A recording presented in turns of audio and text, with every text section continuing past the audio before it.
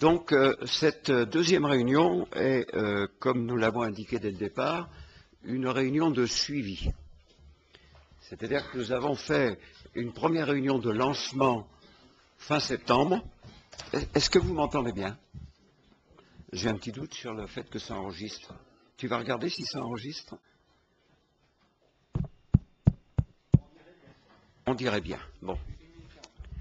Parfait. Non, parce que l'avantage, c'est que ça puisse enregistrer et que je puisse ensuite, avec l'enregistrement, faire un compte-rendu aussi précis que possible. Donc, cette deuxième réunion est pour nous excessivement importante, pour plusieurs raisons. D'abord parce que ça nous donne le plaisir de vous revoir, pour certains d'entre vous, ce qui est déjà énorme. Et l'autre raison, c'est que par rapport au projet que l'on s'est fixé, et que vous pouvez voir déjà là sur l'écran, si toutefois vous pouvez lire. Alors encore une question, est-ce que tout le monde lit du fond de la salle? Si vous me dites non, ça va poser un gros problème parce que je ne pourrai pas faire mieux. Sauf si on me trouve un câble plus long. Monter le tableau, hein? Monter le tableau, oui, peut-être, les gens seraient moins gênés. Didier, est-ce que tu vas essayer ça? Normalement, en tant qu'expert comptable, il devrait y arriver.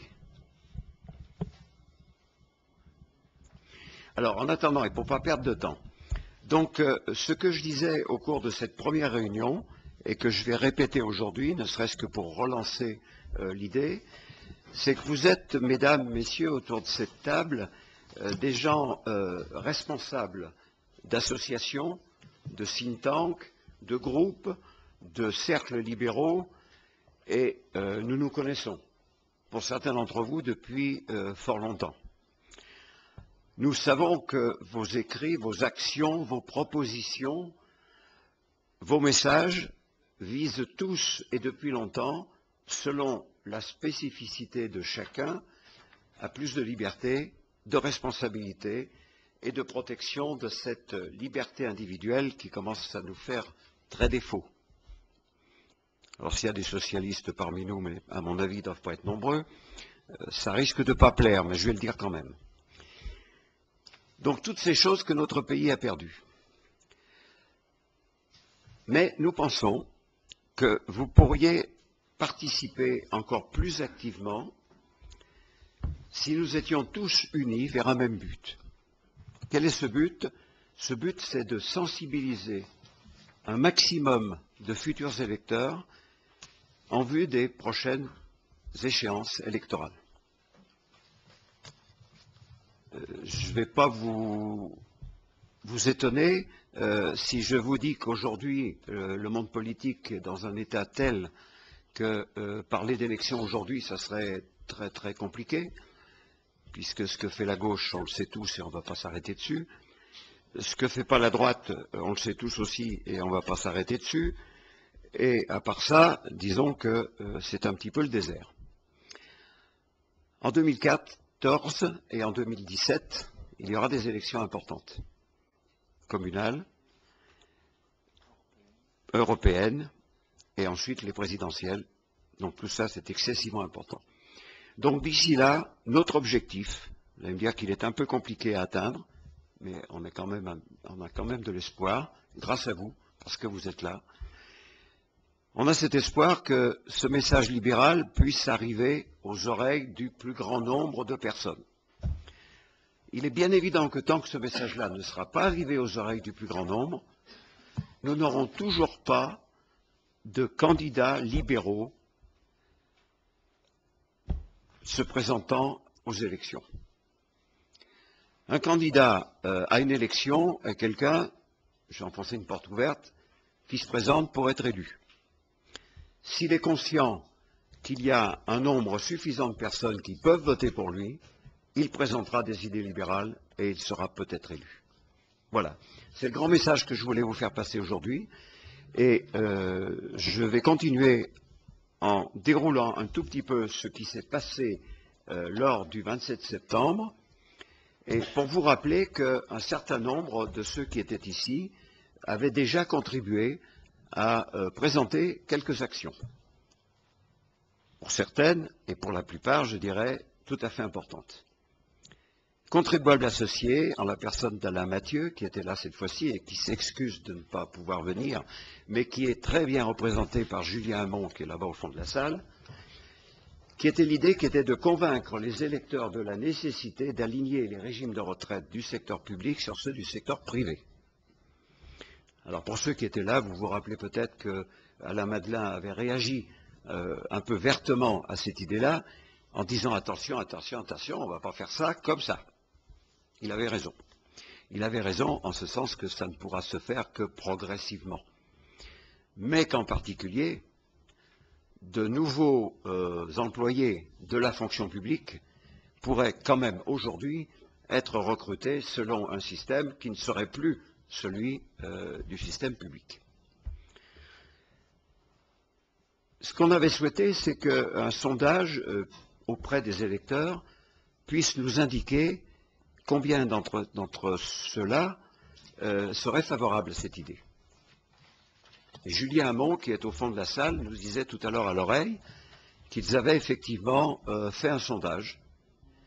Est-ce que vous voulez, Julien, nous dire quel est le résultat de ce sondage? On s'est mal compris, je pense. Bonjour à tous. Non, on n'a pas de sondage. Enfin, j'ai pas de chiffre à vous donner. En revanche, on a fait une pétition. Donc, pour l'instant, notre action se déroule sous la forme d'une pétition adressée à l'ensemble du réseau des contribuables et disponible en ligne sur le site www.contribuable.org, qui demande au Premier ministre, d'aligner les retraites du public sur celles du privé. Donc, on a, comme d'habitude, plusieurs dizaines de milliers de signatures.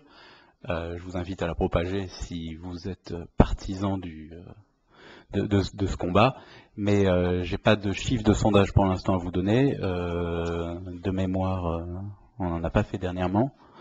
Notre dernier sondage, c'était pour diminuer le millefeuille administratif, et le prochain, c'est sur la charge fiscale. Donc voilà où on en est, nous, sur le projet en ce moment. Effectivement, ce n'était pas tout à fait ce que j'avais compris, mais c'est au moins aussi intéressant. Ensuite, on vous a présenté le livre libre qui a été écrit par 100 auteurs. La seule chose que je peux vous dire par rapport à ce livre, c'est que malheureusement, les deux personnes qui ont lancé cette idée ne seront pas présentes aujourd'hui, mais que par contre, il est essentiel que l'on rappelle que ce livre existe, parce que malheureusement, il ne semble pas qu'il se vende très bien. Donc ce qui va rester à faire, c'est d'en parler partout. Pardon? Elles seront là samedi. Oui, très bien. Très bien. Ah, je ne voyais pas qui parlait. Bon, bah, effectivement, c'est une bonne chose pour cette réunion. Samedi, à la présentation des livres, je crois que c'est l'éditeur qui sera présent. Non? Ah, bon. Mon information n'est pas bonne. C'est pas grave. L'essentiel, c'est qu'il y ait quelqu'un et que le livre soit présenté. Donc, leur mesure souhaitée de 100 000 exemplaires vendus n'est bien évidemment pas atteinte et on en est très loin. Mais ça, je crois que ça ne pourra se faire qu'au travers, effectivement, des réseaux, au travers de vos sites Internet, au travers de vos publications. Il faut en parler. Alors, si quelques-uns d'entre vous ne savent pas comment atteindre les références de ce livre, on les trouve en particulier sur Facebook, au travers du groupe La Main Invisible, qui est le groupe qui a présidé à l'institution de cet élément. Ensuite, nous avions notre excellent camarade Patrick de Cazeneuve, représentant le Cercle Bastia, qui nous a parlé de l'ouverture à la concurrence des systèmes d'assurance sociale.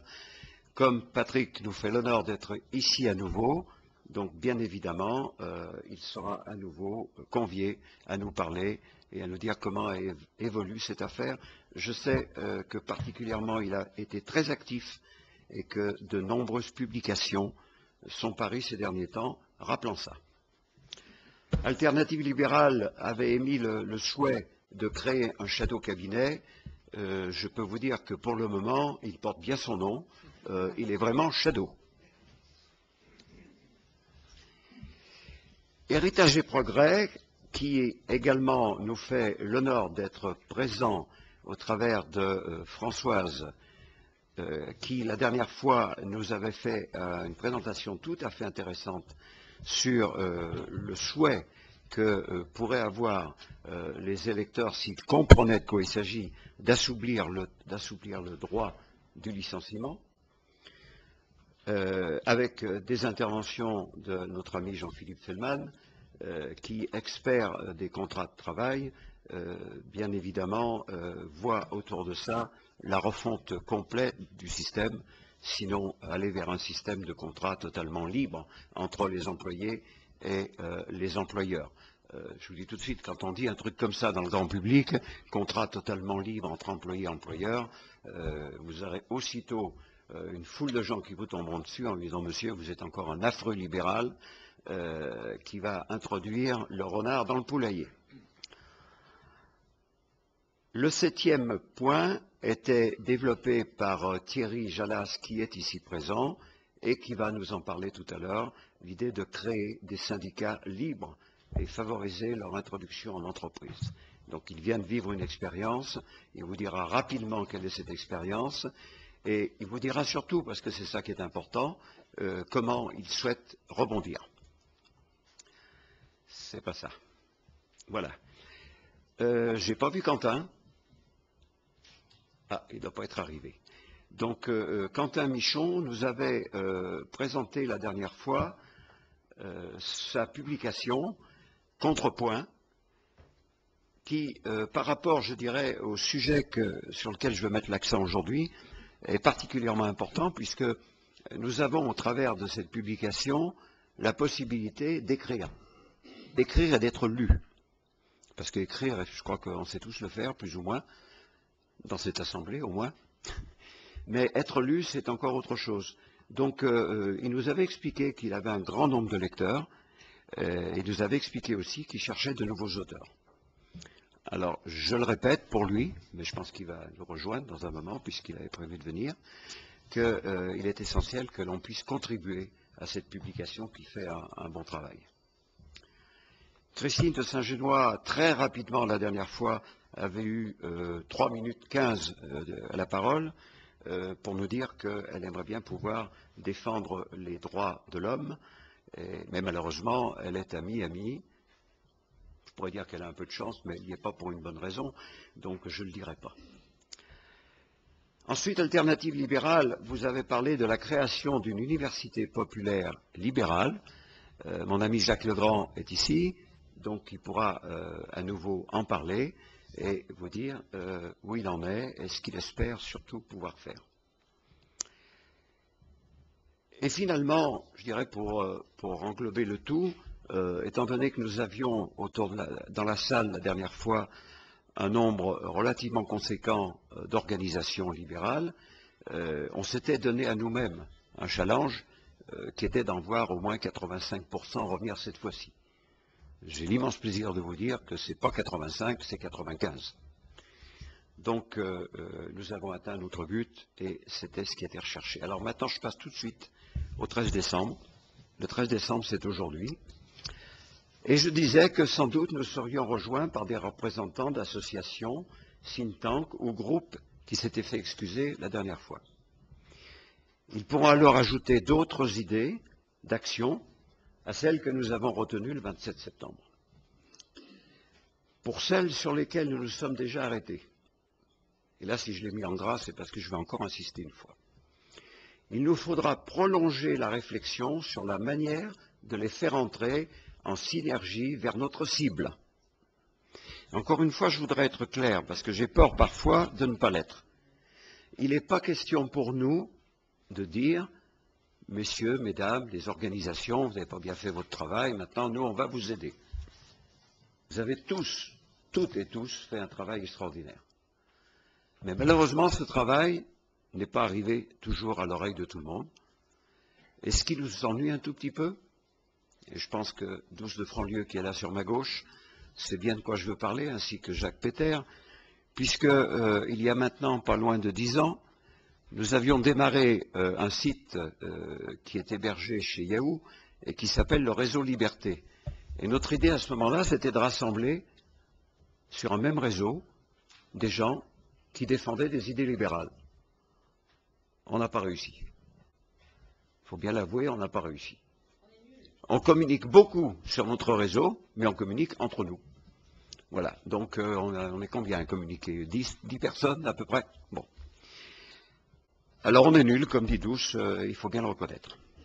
Donc nous aimerions que cette fois-ci, ça se termine pas comme ça. C'est-à-dire que l'on puisse retrouver chez chacun de vous, chez chacune de vous, au travers de vos écrits, au travers de vos publications, au travers de vos réunions, de vos séminaires, de vos messages, le plus souvent possible, des liens, des relations avec les autres, et y compris avec les idées qu'ils défendent. De manière à ce que tout ça puisse entrer en synergie et que le plus rapidement possible, on puisse voir des gens qui nous disent « Mais attendez, vous parlez tous de liberté là, mais c'est intéressant. » J'ai rencontré un de nos amis là qui n'était pas venu jusqu'à maintenant, il est assis là-bas, qui m'a dit « Moi je suis libéral. Et je suis venu parce que j'ai découvert que vous faisiez cette réunion, mais je ne vois pas de réunion libérale en France. » Alors sans doute qu'elle ne regarde pas tout à fait assez bien, parce qu'il y en a quand même quelques-unes, mais ça veut dire aussi qu'il n'y en a pas suffisamment. OK ? Alors, ce que l'on souhaite, c'est que ces futurs électeurs que nous souhaitons sensibiliser aux bienfaits de la politique libérale et décentralisée entendent notre message. L'objectif ultime reste qu'un président authentiquement libéral soit élu en mai 2017. Qui est contre? Bon, apparemment, il n'y a pas grand monde contre, donc je vais pouvoir continuer. Je vous annonce dès maintenant que notre prochaine réunion aura lieu le 21 mars à 19h30. Si vous voulez bien le noter et essayer de vous rendre disponible, ça sera parfait. Il y a déjà des gens très importants que l'on aurait bien aimé voir avec nous et qui m'ont déjà dit qu'ils seraient là le 21 mars. Donc vous voyez, on aura plus de monde. Ce sera le printemps du libéralisme, comme dit Jacques Legrand.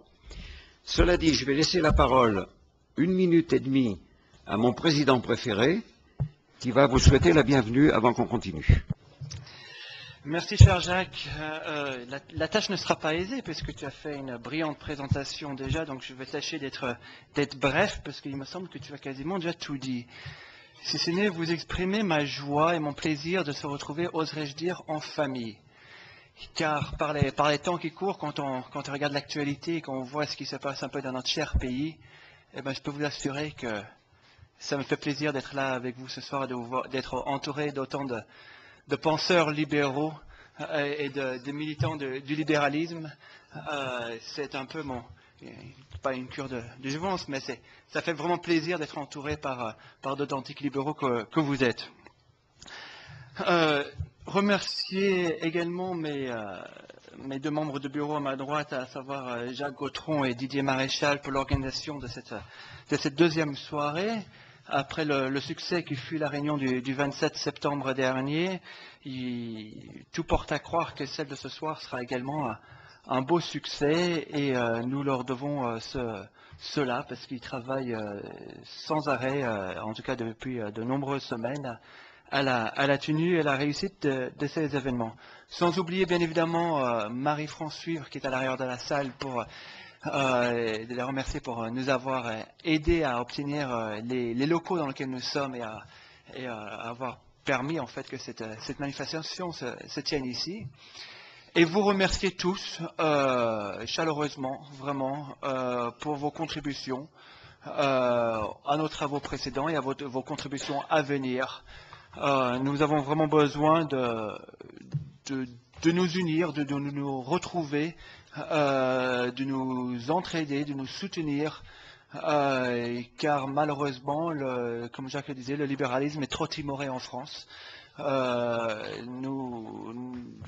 Nous avons besoin vraiment de rassembler toutes les bonnes énergies, les bonnes volontés pour faire avancer nos valeurs communes, et de manière à ce que au fond du Gers, dont Douce nous a rejoint quand elle va prendre un café dans un petit village et qu'elle fait des propositions libérales, qu'ils soient entendus, qu'on sache ce dont il s'agit quand on parle de libéralisme, et que le libéralisme ne soit pas juste un sujet qui soit évoqué entre guillemets, dans des salons parisiens, qu'on puisse porter nos valeurs et nos idées auprès du grand public.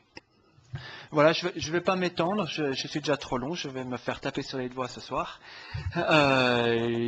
Juste pour vous dire un mot, parce que c'est quand même la nouvelle importante concernant la vie interne d'Alternative Libérale, c'est qu'Alternative Libérale fait partie intégrante au jour d'aujourd'hui du Forum libéral européen. Donc également nos contributions et nos valeurs, on les porte également sur la scène européenne, et on a aussi un retour également de nos homologues européens, qu'ils soient think tank, associations, mais également souvent reliés aussi à des partis politiques, nous soutiennent, ils sont fortement inquiets de la situation de la France. Et sachez-le, en tout cas, de nombreux parlementaires européens sont prêts à venir donner des conférences et à intervenir dans nos conférences. N'hésitez pas à me contacter si vous voulez qu'ils participent à vos événements, parce qu'ils m'ont clairement dit, ils veulent vraiment venir. À partir du moment où ils sont sur Bruxelles, ils m'ont dit, c'est un aller-retour en Thalys, c'est rien du tout pour nous. On veut sauver le soldat France. Vraiment, il y a vraiment une forte inquiétude. J'étais l'autre jour au congrès de l'ALDE, qui sont l'Alliance des libéraux-démocrates européens à Dublin. Il y a vraiment une grande inquiétude et vraiment une volonté nette de venir nous aider à apporter ce message.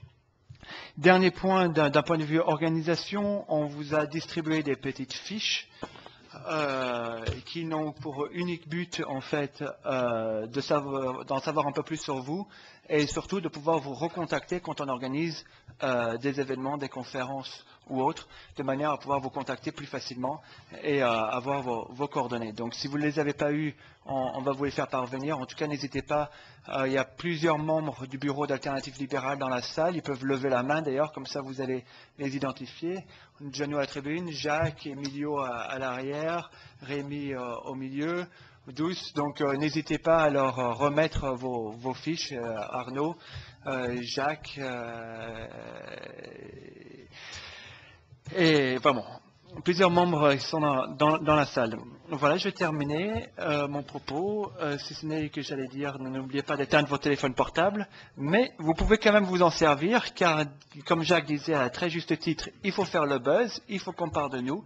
Alors n'hésitez pas à commencer dès ce soir, tout simplement en tweetant l'événement. Chaque proposition, chaque remarque, si vous entendez quelque chose qui vous semble pertinent, vous prenez votre smartphone, vous envoyez un petit tweet, et si vous voulez mettre un hashtag, c'est-à-dire le symbole dièse avant un mot ou avant les initiales AL pour Alternative Libérale, de manière à unifier un peu et créer un peu un trafic autour de l'événement de ce soir. Voilà, n'hésitez pas, ça sera pas mal vu si vous utilisez vos téléphones portables à cet effet. Voilà, encore un grand merci à Jacques et Didier, à qui je donne tout de suite la parole. Merci Frédéric. Bien, il vous a parlé d'Europe, je pense que vous aurez l'occasion de voir d'ailleurs que nous organiserons des réunions et vous y serez bien sûr invités dans le cadre européen. Voilà, donc nous sommes maintenant au mois de décembre et il n'y a plus rien derrière parce que c'est sur un autre document. Alors, vous voyez, je ne suis pas très très bon. Alors, cet autre document, vous risquez de le voir encore un peu moins bien que le précédent. C'est celui qui est dans le programme qu'on vous a distribué. C'est celui qui est, alors vous l'avez sous les yeux, bien évidemment. Là, je vais le mettre là parce que ça va nous permettre de nous rappeler quelles sont les personnes qui vont intervenir. Sachant, et j'ai oublié de le mentionner, mais il faut que surtout je le fasse maintenant, un de mes meilleurs amis, que je connais depuis très longtemps, bien qu'il soit très jeune, ça va vous surprendre, que j'appelais à l'époque Bogdan, et qui s'appelle maintenant Nicolas Calinescu, nous a fait l'immense plaisir d'être présent. Alors s'il a changé de nom, c'est pas parce qu'il s'est marié, hein. Voilà, donc merci infiniment Bogdan d'être là. Il m'excusera, je l'appelle toujours comme ça parce que c'est dans ma tête, c'est Bogdan. Voilà, alors, la liste des personnes qui vont intervenir, sachant que certains d'entre vous ont des contingences de temps. Donc, j'ai déjà prévu de faire intervenir Monsieur Ducilol, qui est à ma gauche, qui va pouvoir parler dans le micro dès qu'il le souhaitera, et après avoir appuyé sur la petite touche qui lui permet d'avoir la parole. Merci beaucoup et merci de m'avoir convié ce soir. Didier Maréchal m'a demandé d'essayer de parler de ce qu'étaient les actions libérales de l'Institut Thomas More que je représente. Avant de rentrer dans le vif du sujet, je vais très brièvement me présenter. Dans la bien-pensance actuelle, je représente aujourd'hui tout ce qui est de plus horrible, puisque je suis un financier, un banquier d'affaires, que j'ai travaillé pour Paribas et j'ai même travaillé pour le diable, c'est-à-dire Goldman Sachs. J'ai été président d'un fonds de pension, vous imaginez, et maintenant j'ai une activité de consulting en matière d'investissement institutionnel, et j'interviens chez Thomas More, j'oserais dire c'est un peu une passion personnelle. Donc en plus de mes activités. Donc pour rentrer dans le vif du sujet, je voudrais rappeler ce que sont les objectifs de Thomas More en termes de politique publique. Donc comme vous le savez, nous sommes un think tank, donc pas un parti politique, donc pas d'ambition à exercer un quelconque pouvoir. Donc notre objectif c'est de promouvoir nous aussi nos idées et de les promouvoir non seulement en termes de diffusion, mais aussi en termes d'application et d'essayer de leur donner un caractère opérationnel. Et la préoccupation majeure dans ce domaine de Thomas More, c'est évidemment d'abord et avant tout d'essayer de voir comment on peut faire pour remettre ce pays sur ses pieds. C'est-à-dire essayer d'enrayer l'appauvrissement qu'il connaît depuis quelques années et essayer de lui faire retrouver croissance et plein emploi. Partons du principe qu'on a tout ce qu'il faut dans ce pays pour pouvoir rebondir, redémarrer. Je ne m'étendrai pas là-dessus. Mais, fort de ça, nous nous disons qu'on ne pourra rien faire si on n'est pas capable de remobiliser un nombre suffisamment important de nos compatriotes. Alors maintenant, pour ce qui est du libéralisme. Pour nous, le libéralisme n'est pas une fin en soi. Tout ce que notre conviction profonde, c'est que le libéralisme est une formidable machine à mobiliser les énergies d'une collectivité. Mais le libéralisme est aussi capable d'excès, et on a vu ce qui s'est passé avec la crise financière, et étant financier moi-même, j'ai vu ça aussi de l'intérieur. On voit aussi ce qui se passe, ça continue avec les affaires Krupp, Deutsche Bank, Libor, Euribor. Donc, ceci nous amène à avoir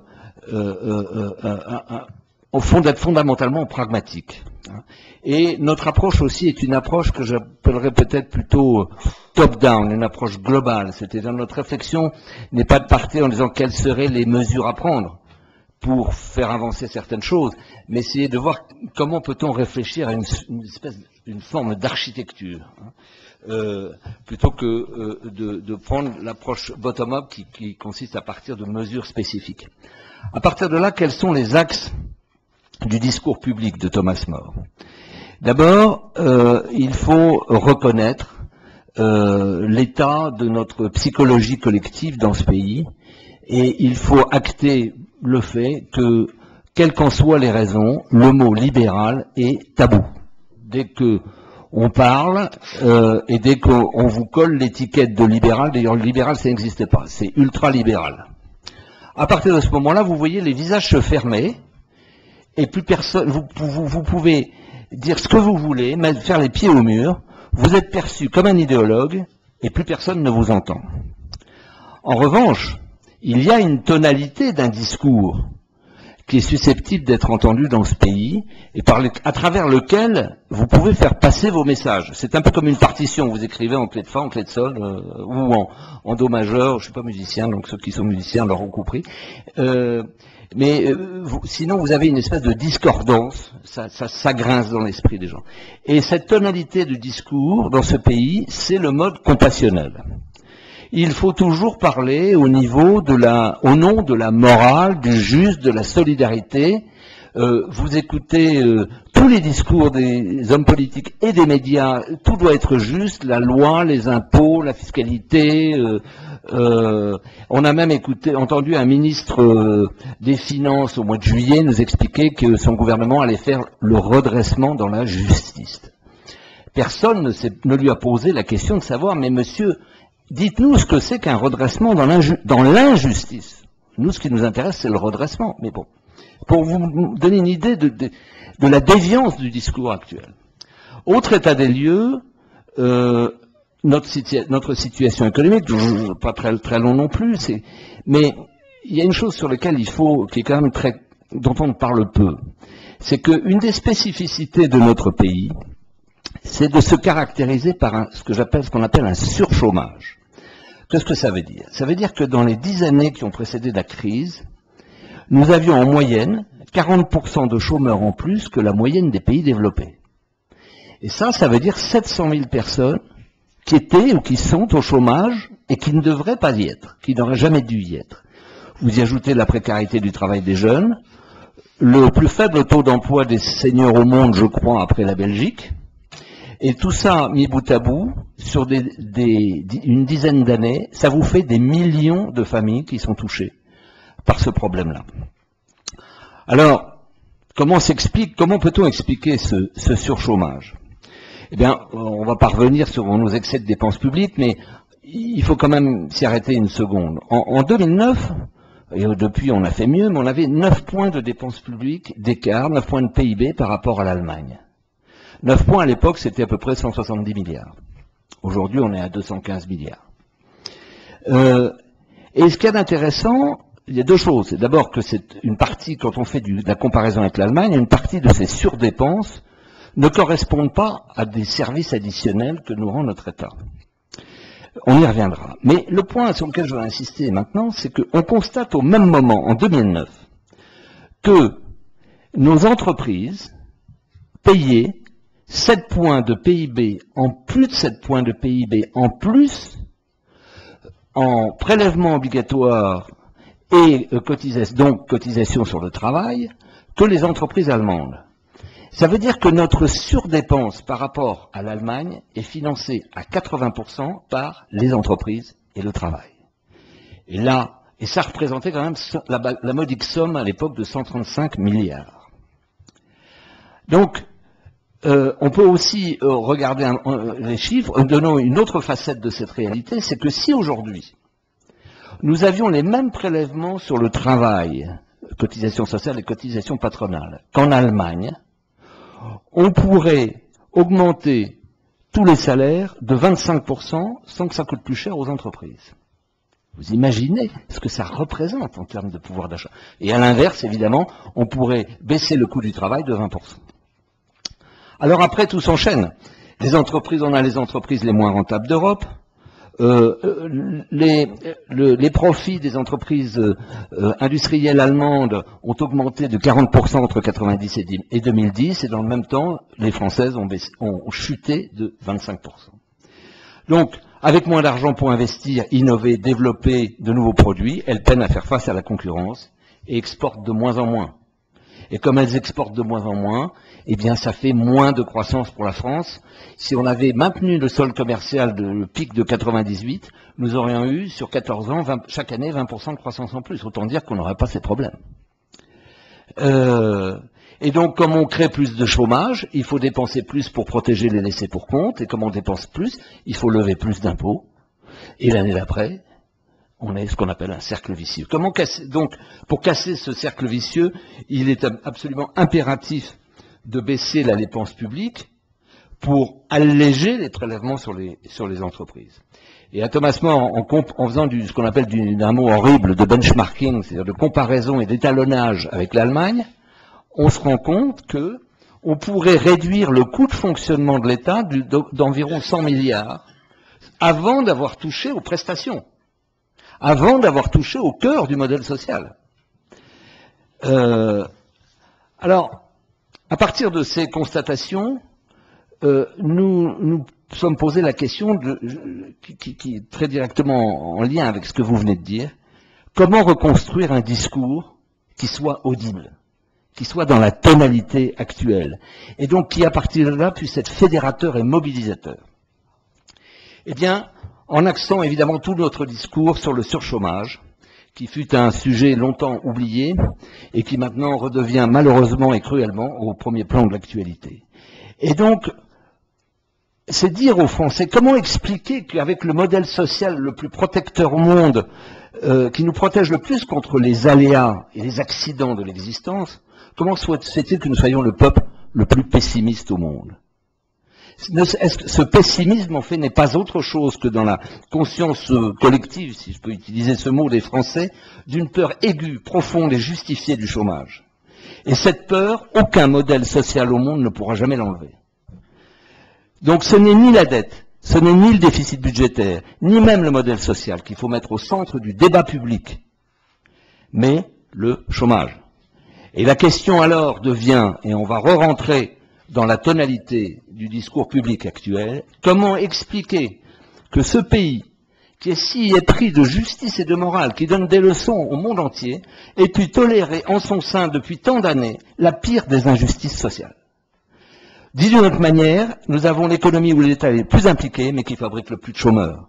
C'est-à-dire la société à la fois la plus étatisée et la plus injuste. Ce surchômage étant la pire des injustices sociales. Et donc la conclusion s'impose, baisser la dépense publique ne relève pas d'une idéologie libérale, ultralibérale, avec tout ce que ça veut dire, mais baisser la dépense publique devient une obligation morale, car la seule possibilité de réduire l'injustice et le chômage. Et donc on re-rentre dans le discours audible. Mais l'ampleur de la tâche est immense, j'ai presque fini. L'ampleur de la tâche est immense, parce que pour faire ça, il faut un large soutien populaire, il faut un très large consensus, et nous allons essayer de nous battre et de militer pour la mise en place d'un référendum sur la réforme de la gouvernance politique et publique. Parce qu'à partir de ce moment-là, vous aurez, si vous avez ce référendum, vous aurez la légitimité pour véritablement réformer. Alors notre action, c'est effectivement d'affiner notre recherche et continuer à travailler sur les économies, sur le benchmarking, mais aussi et beaucoup de développer notre notoriété, car c'est impératif pour faire monter en puissance cette caisse de résonance et faire passer ce discours. C'est pour ça que nous continuons à beaucoup publier et que nous sommes de plus oui, et nous faisons aussi un énorme effort international, parce que nul n'est prophète en son pays, et il se trouve que nous avons la chance de publier cet été des articles dans le journal institutionnel allemand qui est la Frankfurter Allgemeine Zeitung, que du coup maintenant on est appelé par Die Zeit, il y a encore un article dans der Spiegel de cette semaine où on parle de nous. La semaine dernière on était sur la BBC, on est appelé par Reuters, on est appelé par Associated Press, et on est en train d'essayer de voir, de discuter pour faire un partenariat avec un institut allemand de très haute notoriété. Alors conclusion, pour le moment, ces deux axes ont l'air de marcher. Le discours passe, puisqu'il se trouve que depuis la rentrée, on est quasiment toutes les semaines sur une TV ou une radio. Nous avons, tenez-vous bien, demain, je vous demande de faire un énorme effort et d'acheter l'humanité, car on m'a demandé d'écrire un article sur dépenses publiques et modèle social, où je dis grosso modo ce que je viens de dire. Mais c'est quand même extraordinaire que l'humanité appelle un think tank comme nous, qui s'affiche libéral, modéré pour faire bien, et nous sommes... bon, donc ça marche. Notre notoriété monte. On a été le seul think tank cité dans la bien-pensance du rapport gallois. On est sollicité par certains organismes publics, maintenant très précis, malheureusement je ne peux pas donner de nom. Donc, voilà, la dynamique sur laquelle nous essayons de nous inscrire. Si on peut s'aider mutuellement, ça sera bien volontiers. Et évidemment, j'ai commis un livre là-dessus, si ça vous intéresse, il est là. Marie-France, il y a un livre de plus. Ah non, trop tard. Bah, trop tard, c'est pas grave. Merci beaucoup, en tout cas. Nous qui vous remercions. C'est nous qui vous remercions infiniment. Donc, nous avons une action de plus. Hein, c'est clair. Donc, on peut en mettre une de plus sur la liste. Merci beaucoup. Merci d'être venu. On va essayer de continuer le plus rapidement possible parce qu'il y a énormément de gens qui veulent intervenir. Est-ce que je crois que vous êtes un peu pressé, monsieur? Alors, je veux bien vous faire intervenir. Donc, monsieur Guy Larderet, qui va nous parler au nom de l'Institut pour la démocratie, et je lui demanderai bien évidemment d'être le plus court possible, puisque malheureusement le temps est limité et que beaucoup de gens souhaiteraient parler. À vous, monsieur. Bien, l'Institut pour la démocratie est peu connu du grand public. Nous sommes un think tank, on peut le dire, c'est-à-dire un centre de recherche spécialisé dans ce que nous appelons l'ingénierie démocratique. Il s'agit de savoir comment on peut faire fonctionner un régime démocratique dans les meilleures conditions. Nous organisons des séminaires ici à l'Assemblée nationale, mais aussi dans des pays étrangers, de façon assez discrète. Principalement, nous donnons des conseils à des responsables gouvernementaux, pour faire simple. Si on regarde le cas français, nous sommes libéraux, sinon je ne serais pas ici, bien sûr, j'ai oublié de le dire. Si on regarde le cas français, pour nous, la situation est assez simple. Les idées libérales l'ont emporté, en gros, dans le débat des idées dans ce pays il y a 40 ans. Ce qui a marqué le tournant, c'était le livre d'Henri Lepage, le capitalisme, bon, ça a été, je dirais, un électrochoc dans la classe politique. Et donc on peut dire que les libéraux ont gagné. Sauf que, on avait oublié que nous vivions dans un système politique. Et que le système politique français est très particulier, c'est un système, pour faire simple, bonapartiste. C'est-à-dire que les pouvoirs sont concentrés entre les mains, les pouvoirs politiques j'entends, sont concentrés entre les mains d'un homme. Et on le change tous les 7 ans, quelquefois même un peu plus. Maintenant 5, vous avez raison. Mais ça signifie très clairement que si vous gagnez la bataille des idées, mais si la personne qui a le pouvoir n'est pas libérale, ça sert strictement à rien. Vous avez tout compris. Bon. Alors évidemment, on peut dire aussi une autre chose, c'est que les libéraux, sur le plan politique, n'ont jamais été franchement organisés. Et en ça, d'ailleurs, je rends hommage à l'initiative des organisateurs, parce que je crois qu'il faut que les libéraux commencent par se réunir. Mais ce n'est pas suffisant. Encore faut-il qu'ils aient en même temps, ensemble, un programme, un minimum de plateformes communes, et je dirais sur le thème de la réforme de l'État, parce que c'est quand même le fond du problème. Et donc c'est la priorité que nous nous sommes assignés à l'Institut pour la démocratie en ce qui concerne la France. Nous avons il y a 10 ans déjà, nous avions pris la décision de faire la synthèse des travaux des principaux auteurs libéraux. Ce que nous avons fait, et ce qui a donné lieu à la publication d'un ouvrage que j'ai ici, qui s'appelle « Relever la France, les 10 remèdes ». C'est comme les 10 commandements, vous voyez.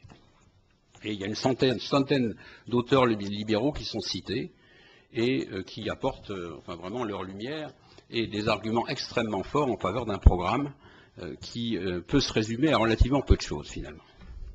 En effet, quand on regarde chacune de ces 10 propositions, qui chacune sont des réformes extrêmement radicales, on se dit, mais il s'agit de respecter un principe de bon sens.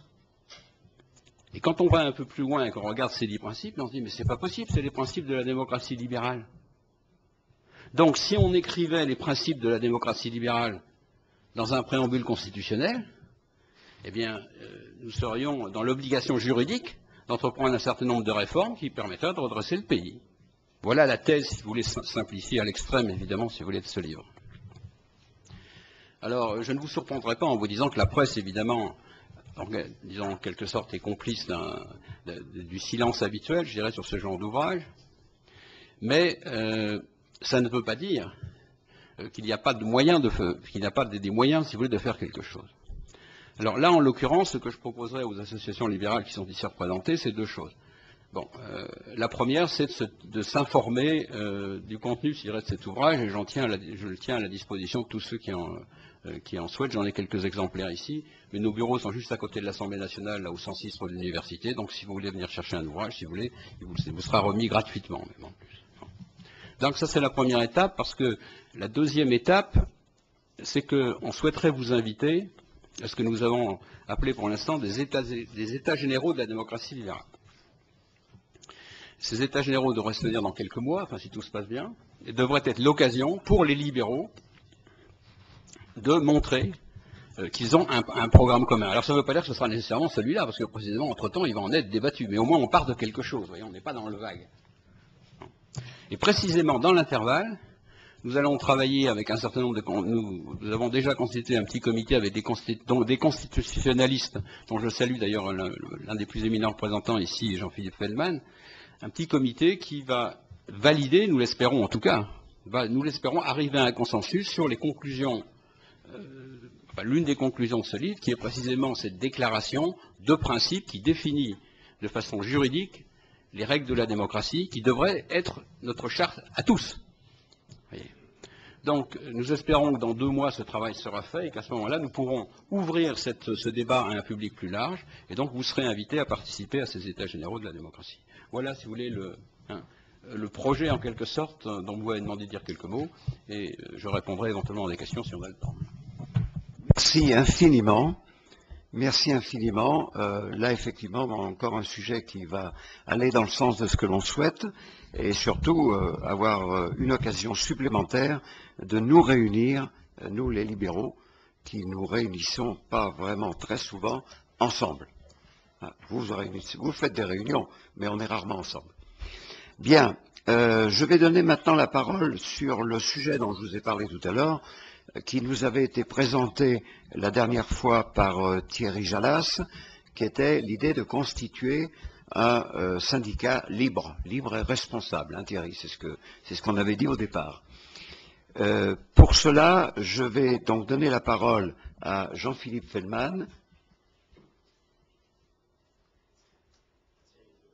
Alors, on m'a mal informé.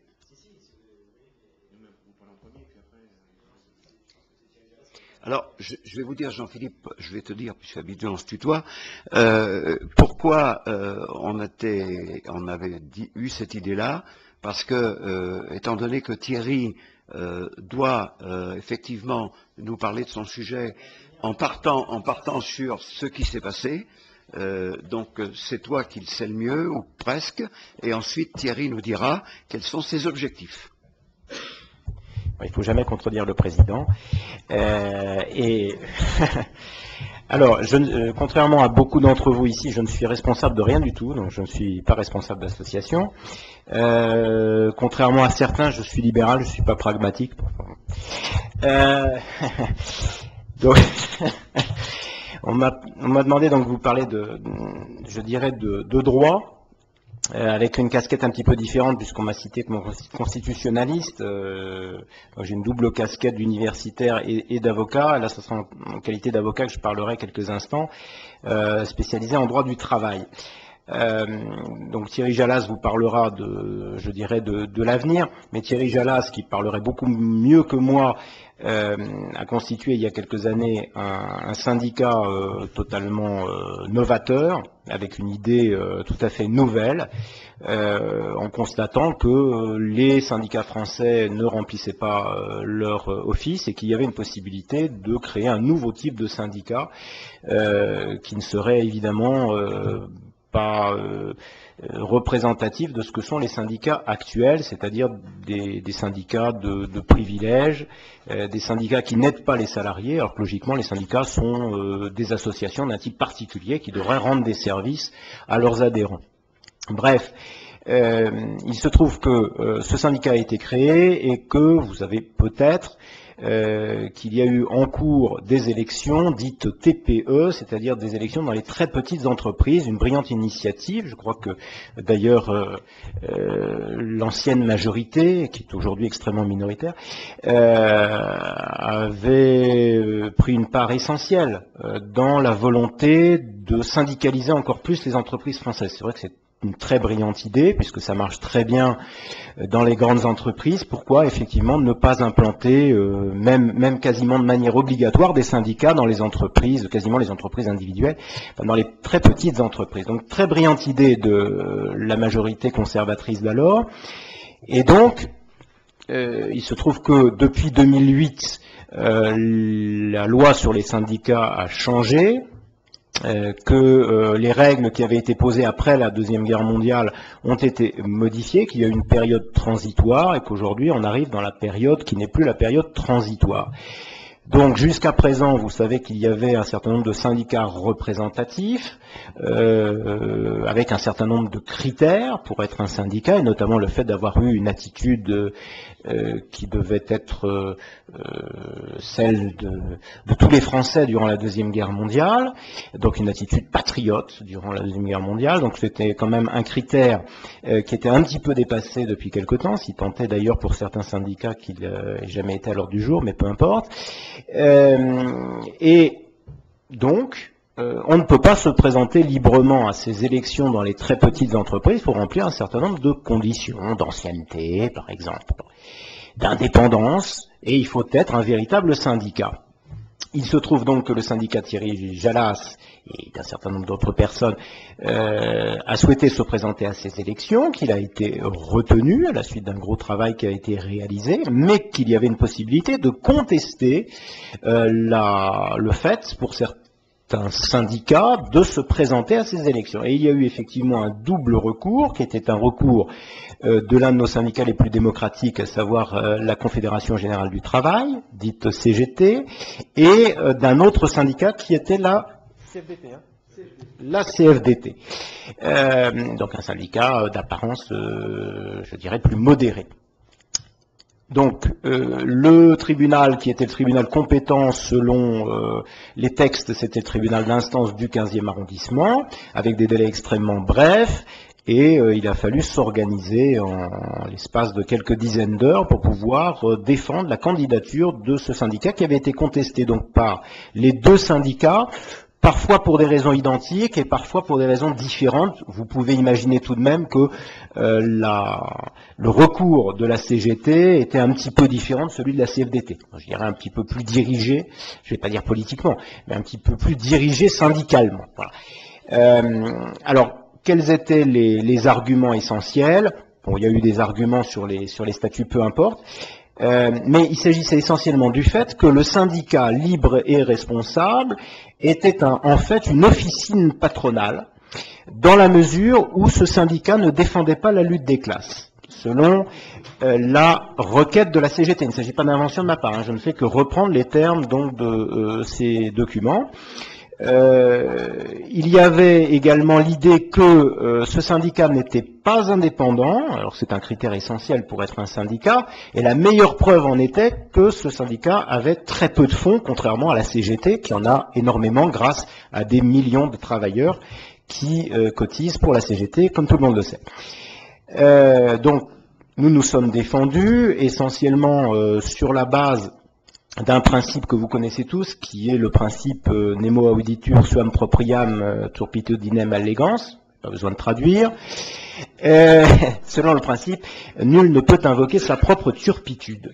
C'est un vieux principe de droit, évidemment, un principe de droit romain, où nous avons essayé de mettre en lumière le fait que les syndicats, et particulièrement la CGT, étaient assez mal placés pour venir reprocher à ce syndicat un certain nombre de choses. Par exemple, le fait de ne pas être indépendant politiquement, les syndicats avaient mis en cause le fait que M. Jalas s'était présenté à un nombre immense de fois à des élections, c'est-à-dire 2 fois dans toute sa vie, et donc il n'était pas indépendant. Il va de soi, bien entendu, qu'à la CGT, tout le monde est indépendant, notamment du Parti communiste, et je me suis permis de rappeler que tous les secrétaires généraux du Parti communiste jusqu'à l'actuel étaient membres des instances dirigeantes du Parti communiste dit français.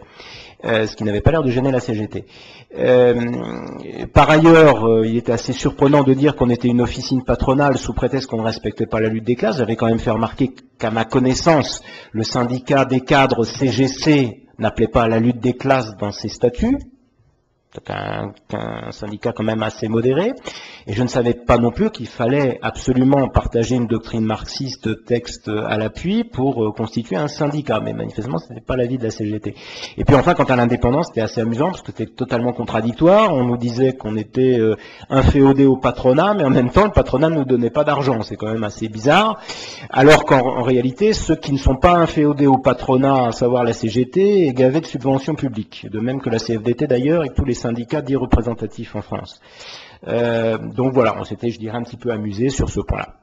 Bref, le tribunal d'instance du 15e arrondissement et sa présidente, qui à mon avis n'était pas libérale, nous a donné tort à la suite d'un jugement assez motivé pour beaucoup de raisons, en reprenant des éléments qui se trouvaient sur les sites internet du syndicat et associés, et en disant que effectivement c'était une conception du syndicalisme, en gros, qui n'était pas la bonne.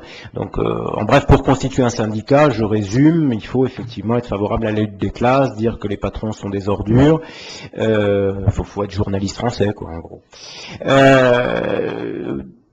Il n'y a pas eu de recours. Il faut savoir que lorsque j'ai plaidé cette affaire devant le tribunal, toute la matinée a été consacrée à ces questions d'élection TPE, avec comme syndicat partie prenante dans à peu près toutes les affaires la CGT, qui manifestement a les moyens financiers de payer ses avocats. Et il y a même eu des arrêts de cour de cassation qui ont été rendus, mais sur d'autres points. Il y a eu des recours de la CGT qui pouvaient tout à fait se comprendre avec des syndicats qui en fait étaient des sortes d'officines d'avocats déguisés ou ce genre de choses. Mais c'est allé devant la Cour de cassation qui a rendu sa décision de manière très rapide puisque les élections ont lieu. Alors, un petit mot quand même sur les élections TPE pour finir. Vous avez peut-être lu dans les journaux, notamment dans le Figaro, un billet sur le succès colossal des élections TPE, puisque je crois que 3% des salariés concernés à ce jour ont voté. Évidemment, ça n'intéresse personne.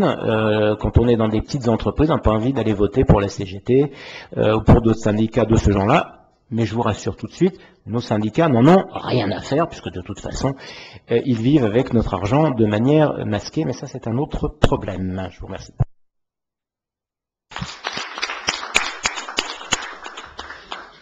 Eh bien, je pense que vous avez tous compris comment s'est passée cette histoire. C'est magnifique. Je crois qu'il y a de quoi écrire un livre.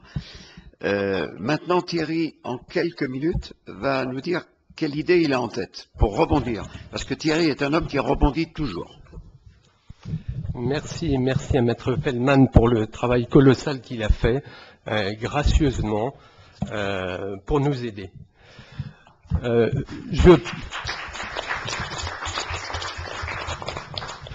Alors là, une cotisation pour être faite à la sortie pour mes prochaines vacances en Suisse ou Bahamas ou dans un paradis fiscal quelconque ou en Belgique. Voilà, alors je vais vous faire part brièvement de mes projets personnels. Pour le moment, j'en ai très peu parlé aux amis avec lesquels nous nous sommes lancés dans cette aventure. Donc, je veux continuer cette expérience en transformant le syndicat actuel libre informatique interrégional ou en créant un autre, mais un syndicat s'appuyant explicitement et prioritairement sur la doctrine sociale de l'Église. Actuellement, cet appui est implicite dans la mesure où notre charte a été bâtie en coupant des morceaux entiers de la doctrine sociale de l'Église, dans sa première partie au moins. Alors, pour plusieurs raisons, j'ai ce projet. La principale, c'est que je crois de plus en plus, sans pouvoir m'en expliquer longuement ici, je vous prie de m'en excuser, ça viendra au cours des prochaines semaines sur Internet, mais je crois de plus en plus que notre pays et plus généralement le monde entier ne deviendront durablement et vraiment libéraux que quand ils redeviendront ou deviendront vraiment chrétiens. Alors, quelques avantages que je vois à cette décision personnelle, c'est premièrement, il sera plus difficile à nos adversaires de s'attaquer à nous, la religion étant un critère de discrimination. La CGT et la CFDT ne le savaient pas, mais elles se sont moquées ouvertement d'un certain nombre de principes de la doctrine sociale de l'Église. Deuxième avantage, il devrait être possible de se faire connaître, éventuellement labellisé par des mouvements catholiques. J'en cite quelques-uns. L'Association des économistes catholiques, présidée par Jean-Yves Naudet, et dont font partie Jacques Bichot, Jacques et Pierre Garello, Guy de Husman, Jean-Didier Lecaillon, Didier Maréchal, etc., etc. L'Association des juristes catholiques, une éventuelle association des DRH catholiques, et des tas de mouvements chrétiens. Et troisième avantage, il devrait être possible également de se faire connaître par des médias catholiques. Je pense à Radio Notre-Dame, KTO, Le Jour du Seigneur, La Ville, La Croix, Témoignages chrétiens, etc. Or certains, en m'entendant, peuvent se dire, mais ils n'ont rien de libéraux. Effectivement, la plupart d'entre eux n'ont rien de libéraux. Mais la doctrine sociale de l'Église, je défie l'un d'entre vous de montrer quelque chose dans la doctrine sociale de l'Église, une chose à laquelle il n'adhérerait pas. Voilà, je m'arrête là. Merci à tous. Merci Thierry et surtout bon courage. Bien, je vais donner la parole maintenant, si elle le veut bien, à Françoise Périou-Saillant, qui, la dernière fois, nous avait parlé du contrat de travail, et en particulier, suite à des interventions de la salle, on était allé également sur le côté de ce qui concerne le droit au licenciement. À vrai dire, j'ai très peu de choses à vous dire ce soir, puisque nos travaux sont en cours. Nous avons eu 2 réunions, si je ne me trompe pas, au cours desquelles nous avons commencé à étudier le sujet. Alors, nous nous sommes penchés dans un premier temps sur les expériences des pays étrangers pour essayer de comprendre, mais Monsieur Diciol qui était là l'a évoqué tout à l'heure, pour essayer de comprendre pourquoi notre pays connaît un chômage beaucoup plus important que les autres. La réponse est très claire quand on fait une étude comparative, c'est que tous les pays qui ont réformé et rendu beaucoup plus souple leur droit du travail ont beaucoup moins de chômage que nous. Les pays du sud de l'Europe, Italie, Espagne et France, ont un chômage beaucoup plus important parce que ce sont des pays extrêmement rigides sur le plan du droit. Voilà, nous continuons nos travaux. Les prochaines réunions, nous parlerons avec des syndicalistes pour essayer de comprendre pourquoi, justement, la France est tellement rétive à ce qu'on appelle la flexi-sécurité, puisque ce qui ressort aussi des travaux, c'est que très clairement, quand on veut un droit flexible, il faut de la sécurité derrière. Sinon, ça ne marche pas. Voilà, et puis nous allons continuer comme ça, et dans quelques temps, je pourrai vous en dire davantage. Et alors, ces travaux, évidemment, seront, une fois qu'ils seront suffisamment conséquents, seront diffusés à travers notre lettre et éventuellement d'autres supports.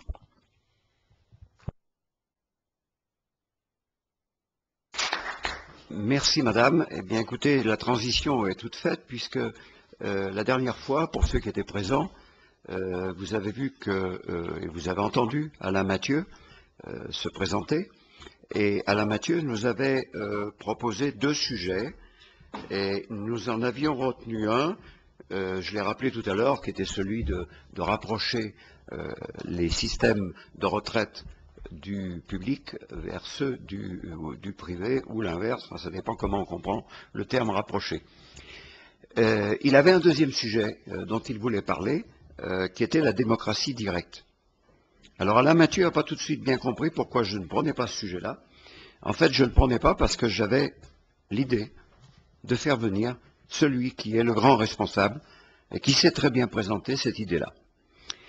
Alors, nous avons le plaisir aujourd'hui de recevoir Monsieur Yvan Blot, qui va nous parler. Alors, son sujet, en fait, il est légèrement modifié par rapport à ce que j'avais marqué, puisqu'il a l'avantage de pouvoir se définir selon 3 lettres et un chiffre, 2 lettres et un chiffre. C'est le projet A2D, que vous connaissez tous, bien évidemment. Non, vous le connaîtrez plus tard. C'est agir pour la démocratie directe. Monsieur Blot, je vous donne la parole pour une dizaine de minutes maximum.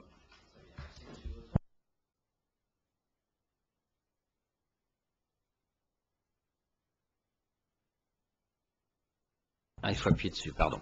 Oui. Donc, oui, contrairement à ce qui est marqué sur le petit tableau qu'on vous a donné, je ne suis pas responsable de la droite libre, qui est un mouvement qui m'est sympathique d'ailleurs, mais je suis président d'une association qui s'appelle Agir pour la démocratie directe. Alors pourquoi? Parce que pendant 15 ans, j'ai été parlementaire, je fais partie d'un grand corps de l'État, par ailleurs, d'inspection, et ayant été des deux côtés de la barrière, si vous voulez, du côté du Parlement et du côté de l'exécutif, j'ai pu me rendre compte de la manière dont on prenait des décisions dans l'appareil de l'État français. Et ma conviction, c'est que ce système n'est en rien véritablement démocratique. Il y a une façade démocratique de principe, disons, mais c'est un régime oligarchique. Alors j'ai fait un livre qui raconte cette aventure qui s'appelle « L'oligarchie au pouvoir », et qui montre que, effectivement, le système de décision français, enfin, à partir du vécu, vraiment d'un certain nombre de choses que j'ai expérimenté, puisque j'étais à la fois député de l'opposition, député de la majorité aussi, et je raconte un certain nombre d'expériences, et comment, par exemple, quand j'ai voulu faire baisser les impôts sur les droits de succession des petites entreprises, avec Chavannes, qui était ministre du Commerce et de l'Artisanat à l'époque, eh bien, quelqu'un est rentré dans la salle, alors on s'était tous mis d'accord pour faire baisser ses impôts, et un bonhomme qui est rentré dans l'hémicycle à 2 heures du matin, et qui a dit à Chavannes, je vous ordonne de ne pas mettre cet amendement au vote. Le ministre des Finances n'est pas d'accord avec cet amendement, et donc je vous ordonne de ne pas le mettre au vote, et d'ailleurs, on se souviendra de ça, vous ne tenez pas vos députés, c'est assez scandaleux. Et il dit ça devant une vingtaine de députés, vous ne tenez pas vos députés, c'est un langage. Je vais vous dire qui c'est d'ailleurs, parce que c'est un camarade de promotion de l'ENA qui s'appelle Daniel Bouton, et qui est très connu par ailleurs quand même, mais à l'époque il était directeur de cabinet du ministre des Finances. Et ce qui était frappant, si vous voulez, c'est le rapport de force réel, quoi. C'est-à-dire qu'un simple haut fonctionnaire qui n'a jamais été élu de sa vie est capable d'insulter des députés dans l'hémicycle, c'est pratiquement dire vous n'êtes pas tenu, c'est quand même pas très convenable. Il est capable d'empêcher un vote de se produire en donnant des ordres aux ministres. Donc c'est pas du tout, si vous voulez, le fonctionnement de la Constitution tel qu'on le décrit dans les bons manuels habituels. Il y a une espèce d'inversion complète. Alors oui, donc l'oligarchie au pouvoir, c'est d'abord la haute technocratie, bon, ça c'est certain, c'est ce que j'appelle moi les clubs des directeurs qui existent dans chaque ministère et qui dirigent assez largement ce qui se fait dans le détail, les ministres étant là pour apporter effectivement une orientation un peu différente, surtout sur le plan médiatique, mais pas sur le plan du fond. D'ailleurs, j'en bénéficie moi-même, puisque je suis au ministère de l'Intérieur, et que l'arrivée de M. Valls après M. Guéant n'a absolument rien changé aux missions qui sont les miennes. Il faut dire que mes missions, c'est l'antiterrorisme. C'est un des rares sujets où entre la gauche et la droite, il n'y a pas trop de différence. En principe, personne ne souhaite qu'il y ait des bombes qui sautent dans Paris. Donc ça, effectivement. Alors, oui, donc l'oligarchie, pour moi, c'est un ensemble, si vous voulez, composé de hauts fonctionnaires, de dirigeants des grands médias, des dirigeants des grands syndicats, bien sûr. Tout à l'heure, Feldman a très bien parlé de la CGT. On fait partie de ces organismes. Et donc, tous ces organismes-là, si vous voulez, par leur pression permanente, les lobbies, si vous voulez, imposent un certain nombre de lois, un certain nombre de textes qui n'ont pas forcément de rapport avec ce que souhaitent les citoyens. Et le résultat, d'ailleurs, c'est la déception des citoyens, parce qu'on a des études du CNRS sur la confiance que les Français mettent dans les citoyens, et on voit que cette confiance est très faible, puisque, par exemple, je vous donne juste 2-3 chiffres, l'armée, par exemple, a 90% de confiance chez les citoyens français. Il faut dire qu'elle leur fait pas de mal en principe, notamment la gendarmerie, peut-être un peu la gendarmerie, mais le Parlement français a 38% de confiance alors qu'il est élu, ce qui est quand même pas beaucoup. Le gouvernement à peu près pareil. La presse a 30% de degré de confiance. Vous demandez aux gens est-ce que vous avez confiance dans la presse, 30% disent oui, c'est quand même pas beaucoup non plus. Les syndicats c'est 30% aussi. Et le record des amours des Français, c'est pour les partis politiques, et ça n'a pas dû s'améliorer ces derniers mois, avec 16% de personnes qui ont confiance dans les partis politiques français. Donc vous voyez, c'est pas inintéressant pour les libéraux, d'ailleurs, parce que ça veut dire qu'il y a peut-être des positions à conquérir pour l'avenir. Bon, voilà, alors ça c'est un peu le premier constat. Donc j'ai fait un livre en 2011 qui avait pour but de décrire tout ce mécanisme, qui s'appelle L'oligarchie au pouvoir, qui est sorti aux éditions Economica. Puis ensuite, comme j'ai pas voulu être totalement pessimiste, j'ai essayé de proposer un élément de solution, parmi d'autres bien sûr, pour essayer de sortir de cette situation. Et là, c'est mon dernier livre qui est sorti en 2012, donc qui s'appelle La démocratie directe, une chance pour la France, où je m'inspire des expériences américaines, allemandes, italiennes, suisses, bien sûr, de référendums d'initiative populaire, pour montrer que ça permet effectivement d'obliger les hommes politiques à tenir compte des avis des citoyens. Et les résultats sont très intéressants, parce qu'il y a des études très poussées, qui sont jamais publiées en France, mais qui existent en anglais ou en allemand, qui ont été faites notamment par l'université de Marburg en Allemagne et l'université de South California à Los Angeles aux États-Unis, qui montrent que là où il y a la démocratie directe, sur le plan fiscal notamment, eh bien 30% d'impôts en moins, 30% de dépenses publiques en moins, 50% d'endettement public en moins par rapport aux régimes qui sont strictement parlementaires. Et c'est d'ailleurs à la suite de ces travaux que je suis devenu très ami avec notre ami Alain Mathieu et qu'on a fait un certain nombre de campagnes communes entre contribuables associés et notre petite association pour la démocratie directe. Alors, parmi les actions qu'on a menées, bon, on a donc il y a ces 2 livres, il y a une centaine de députés dans le précédent mandat qui avaient signé une proposition de loi pour créer en France le référendum d'initiative populaire, mais j'ai pas pu convaincre l'exécutif à l'époque, j'ai essayé, hein, je suis allé voir Claude Guéant pendant des heures, il m'a dit c'est bien ton idée, c'est très bien pour le long terme, mais avoue qu'à court terme c'est un peu révolutionnaire. Et dans la bouche d'un préfet, le mot révolutionnaire c'est jamais bon, parce qu'il est préfet. Et j'ai remis la gomme avec Patrick Buisson qui a essayé de persuader Sarkozy de parler des référendums d'initiative populaire pendant sa campagne présidentielle. On en a un petit peu parlé d'ailleurs, hein, enfin insuffisamment à mon avis. Mais enfin on n'a pas réussi à percer, mais il y a quand même un certain nombre de parlementaires qui pensent effectivement que ce serait utile. Et alors on a une campagne aussi à mener auprès des maires, des élus locaux, parce que la démocratie locale au niveau local, à mon avis, apporterait aussi beaucoup pour lutter contre la hausse des impôts locaux, l'endettement local délirant de certaines communes et certains projets d'urbanisme où la corruption n'est pas loin non plus. Hein, mais quand vous êtes obligé de faire un référendum, bah, effectivement, lorsque vous avez passé un accord plus ou moins discutable avec certains groupes qui construisent des immeubles, ça peut être mis par terre simplement par un simple référendum. Donc c'est pour ça que M. Delanoë est tellement contre la démocratie directe. Mais en Suisse, on voit que ça fonctionne. En Allemagne, on voit que ça fonctionne. Parce qu'en Allemagne, c'est peu connu, mais la démocratie directe fonctionne au niveau local et au niveau régional, au niveau des Länder. Et en Italie, elle fonctionne même au niveau national. Donc c'est beaucoup plus répandu qu'on ne le croit. Alors, donc cette démocratie directe, alors j'essaie aussi de créer des cours dans les universités. Alors là, je suis très content depuis 1 an parce qu'enfin j'y arrive, avant j'y arrivais pas. Et donc je fais des cours à l'Institut catholique de Rennes, à l'université de droit de Nice, à l'université de Créteil, on va démarrer en 2013, enfin donc un certain nombre d'universités où on crée des chaires de démocratie directe. Pour l'instant, je suis le seul professeur, mais j'espère qu'il y en aura d'autres parce que je ne pourrais pas tout faire. Mais c'est bien parce que d'abord les jeunes adorent ces idées-là, je le constate. À chaque fois que j'ai l'occasion de faire mes cours, et ensuite on a créé une matière nouvelle qui n'existait pas dans l'université française, parce qu'il y avait jusqu'à présent aucun cours sur ce sujet, alors qu'en fait la matière est très importante, mais à l'étranger, hein, en France effectivement, il n'y a pas grand-chose dans la matière. Voilà, alors pourquoi la démocratie directe marche mieux que la démocratie classique, je dirais, dite parlementaire, mais qui est en fait technocratique et dans la main de la haute administration? Bon, ça, je peux pas trop le développer, mais enfin, en gros, c'est des idées d'Hayek, bon, qui sont sûrement familières à beaucoup d'entre vous. Moi, je suis un disciple d'Hayek, j'ai d'ailleurs connu Hayek personnellement. Et en gros, c'est le fait que quand vous faites des référendums, eh bien, les gens utilisent leur expérience quotidienne pour prendre des décisions. Et ces informations pénètrent à ce moment-là le système de décision de l'État. Alors que sinon, seuls les hauts fonctionnaires, finalement, apportent par leur rapport des éléments d'information qui permettent au gouvernement de décider. Et donc c'est biaisé puisque, évidemment, c'est toujours un peu les mêmes qui donnent les mêmes idées. Si vous faites des référendums, bon, il y a des tas d'autres personnes qui peuvent faire valoir leur expérience par leur voix. Et en plus, ça permet une certaine concurrence. D'ailleurs, je regrette que notre ami Feldman soit parti, là, parce que j'aurais voulu lui parler de ça. La concurrence entre, je dirais, les juristes de droit privé, notamment les avocats, et puis les juristes des ministères, c'est-à-dire les énarques. Parce que dans un système purement dit parlementaire, vous n'avez que les hauts fonctionnaires qui préparent les textes de loi, en fait, hein, et les parlementaires les changent légèrement, enfin, en gros, c'est les fonctionnaires. Par contre, en système de démocratie directe, eh bien, les individus font une pétition qui déclenche un référendum, et s'ils ne sont pas juristes, ils vont voir un cabinet d'avocats, et le cabinet d'avocats leur rédige des projets de loi. Ce qui fait qu'aux États-Unis, par exemple en Californie, les projets de loi sont rédigés soit par des avocats, quand ils viennent par référendum, ou soit par des fonctionnaires, quand ça vient du gouvernement. Donc ça crée une concurrence entre deux types de juristes, et j'ai toujours la faiblesse de penser que la concurrence améliore la qualité des textes. Voilà. Alors, bon, je vais m'arrêter là, si vous voulez. Donc, je vous recommande, je me permets quand même de recommander mon livre, donc, qui vient de sortir sur la démocratie directe, qui est tout à fait unique en France là-dedans. Même en langue française, il n'y a pas beaucoup de livres sur ce sujet-là. Alors, vous en avez énormément en langue anglaise.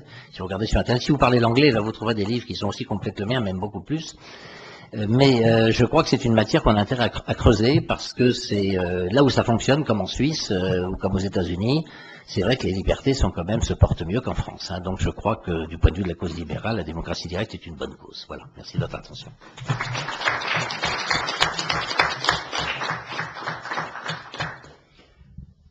Vous arrêtez votre micro.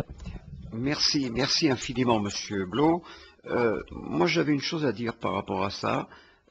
Ceux qui me connaissent un petit peu savent que je suis un petit peu gâteux, puisqu'il y a un sujet dont je parle en permanence, qui est la subsidiarité. Et j'ai le sentiment que les deux vont bien ensemble. Tout à fait fédéraux. En général, les États qui ont la démocratie directe sont tous des États fédéraux, des États très décentralisés. Hein. Je vous ai cité l'Allemagne, je vous ai cité la Suisse, je vous ai cité les États-Unis. C'est peut-être pas un hasard. Bien, merci beaucoup. Je voudrais donner la parole à Patrick, qui nous a fait le plaisir de faire encore un long voyage pour venir jusqu'ici et nous dire ce qu'il en est de l'évolution de cette idée magnifique qu'il a lancée, qui consiste à dire que la sécurité sociale n'est peut-être pas le meilleur système pour garantir notre santé dans de bonnes conditions pour longtemps. Oui, merci Jacques. Alors, c'est vrai, alors l'idée est magnifique pour nous qui sommes des libéraux, mais c'est sûr quand on descend, ou quand on rencontre des personnes et qu'on leur dit la sécurité sociale, ce n'est peut-être pas la panacée, nous pouvons faire mieux en faisant différemment, d'abord ils vous regardent avec des yeux bizarres. C'est pour ça que dans la manière dont je l'ai abordé dans le petit bouquin que j'ai écrit, j'ai traité la sécurité sociale de manière globale. C'est-à-dire quand on arrive chez quelqu'un et qu'on lui dit il faut privatiser la sécurité sociale, ça bloque. Par contre, il faut aussi, on arrive chez quelqu'un en lui disant prends ta feuille de salaire et regarde tout ce que l'État te prend, déjà il écoute. Parce qu'il va chercher, en général, il va chercher sa feuille de paie. Donc avec une petite calculette, on lui montre qu'avec le salaire complet, il aurait davantage de possibilités. Et je lui montre aussi, je lui dis montre-moi ta feuille d'impôt, quand il en paie, mais quand il n'en paie pas, je lui dis mais va à la pompe à essence et fais le plein. À ce moment-là, quand il paiera les 3/4 de son prix, ou des 2/3 de ce qu'il paie en essence par en impôt. Quand il y a une feuille d'impôt, c'est plus facile. Donc, pour privatiser la sécurité sociale, les deux idées que je défends dans ce livre, c'est qu'il faut d'abord le salaire complet. Alors, il n'est pas dans cette liste, mais Axel Arnoux me pardonnera d'en parler. Il y a aussi l'impôt proportionnel pour parler français, qu'on appelle la flat tax. Patrick, oui. Excuse-moi d'intervenir. La prochaine fois, c'est-à-dire le 21 mars, notre ami Axel Arnoux sera parmi nous. Bon, très bien. Alors, donc il y a la flat tax aussi, qui est l'impôt proportionnel, puisque si on rend aux individus la majorité du fruit de leur travail, il ne faut pas leur reprendre de l'autre, c'est-à-dire qu'il faut leur laisser jouir et utiliser librement ce fruit de leur travail. Et je parle également parce que les patients, quand ils arrivent chez moi, ils ont un tas de soucis. Je leur ai parlé, il y a le héritage et progrès qui est quelque part. Voilà, je leur ai parlé aussi, parce que j'ai été maire, de toutes les contraintes imposées à la construction, qui sont des contraintes qui cassent les pieds des gens et qui bloquent complètement le système. Hein. Il y a une sclérose totale du tissu foncier en France et toutes les conséquences que l'on connaît. Donc une fois que l'on fait sauter ces trois verrous, à ce moment-là, on peut parler de privatiser la sécurité sociale. Et pour privatiser la sécurité sociale, l'autre élément qu'il faut faire, c'est bien différencier ce qui appartient à l'État et ce qui appartient au privé. Frédéric Bastiat dit que la fonction publique et la fonction privée ont toutes de notre avantage. Malheureusement, il y en a une à laquelle on consent et il y en a une qu'on subit. Donc il dit, avant de confier quelque chose à l'État, vérifiez à qui vous le confiez, de façon à pouvoir choisir et ne pas subir. Donc en gros, je dis ça aussi. Une fois que j'ai dit, à ce moment-là, vous pouvez discuter et parler aux gens d'assurance mise en concurrence, de filet de sécurité, tout ce que vous voulez. Mais il y a d'abord un préalable. Alors ce préalable passe assez bien quand on l'explique. J'ai été interviewé, il est parti, Julien Lamont par Radio Courtoisie. Care News m'a aussi interviewé là-dessus. Il y a eu des papiers qui sont sortis sur le net. Et il y a eu dans la presse médicale, il y a le quotidien du médecin qui a fait état du bouquin. Alors il a fait un article très neutre, très factuel. Pas